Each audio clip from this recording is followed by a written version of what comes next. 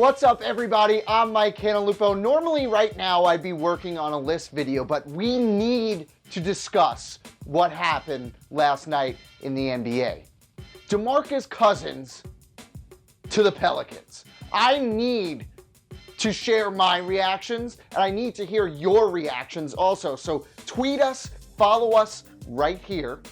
Join us in the comments below. Let's start a conversation because I know this is a really heated topic and I want to hear from you, and I really want to tell you how I feel. So initially, last night was all about the All-Star game, and we'll talk about that, I promise. There was enough interesting things, KD and Russ, whatever else. But then right after it, right before midnight, we find out that DeMarcus Cousins got traded to the Pelicans. What? Okay, yeah.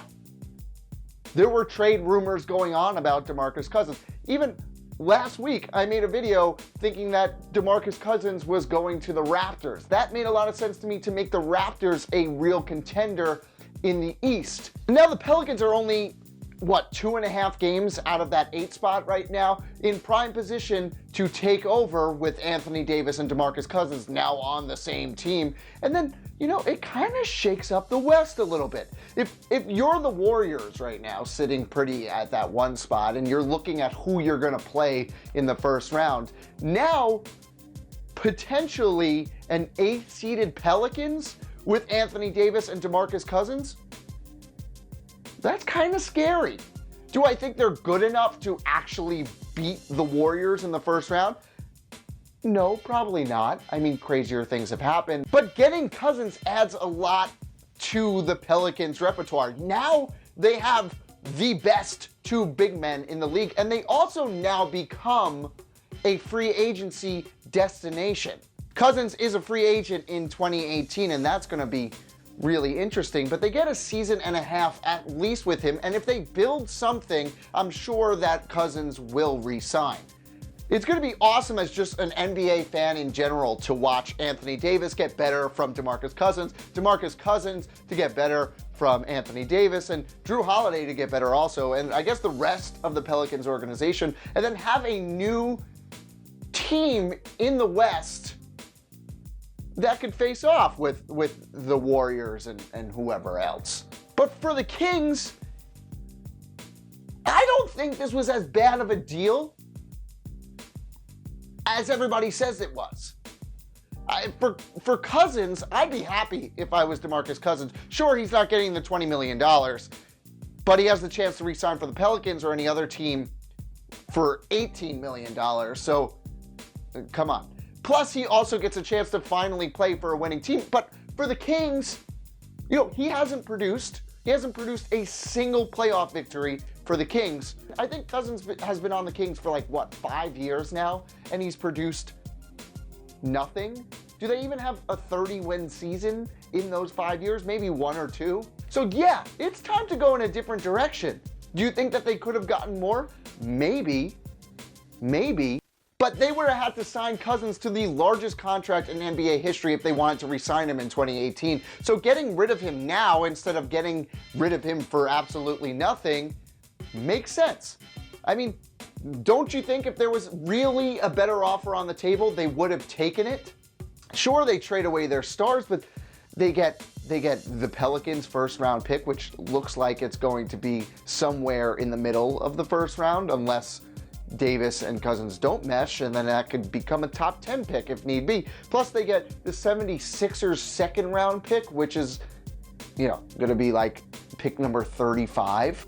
I mean, it makes sense for both sides, in at least my eyes, for this. I know that this is a very unpopular opinion, but what do you think about it?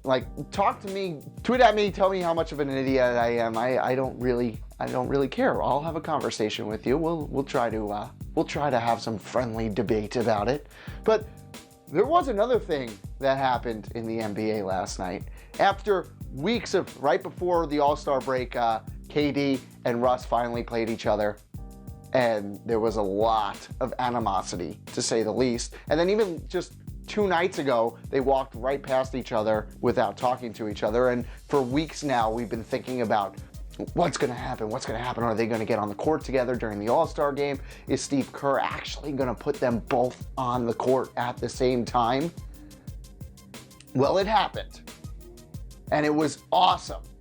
It was way better than I ever thought it would be. Because at first, yeah, there was the animosity. Westbrook came onto the court, high-fived, I think, everybody other than KD. And we were like, ooh. But then the alley-oop to prove to us that world peace is possible. And then it gets even better because once they were on the bench, they high-fived. And my favorite moment was because we were all going crazy as fans, right? I don't care what team you're a fan of. That's a cool moment if you're into, peace instead of rivalries. But the reactions from the other members of the West while on the bench were hysterical. They were so happy that moment had happened. It's like they're real NBA fans also. They wanted to see that happen as much as we wanted to see it happen, or at least I wanted to see that happen. Did you want to see that happen? I guess that there's some joy to like the whole rivalry aspect of it. I mean, that's sports in general, but I was happy about it.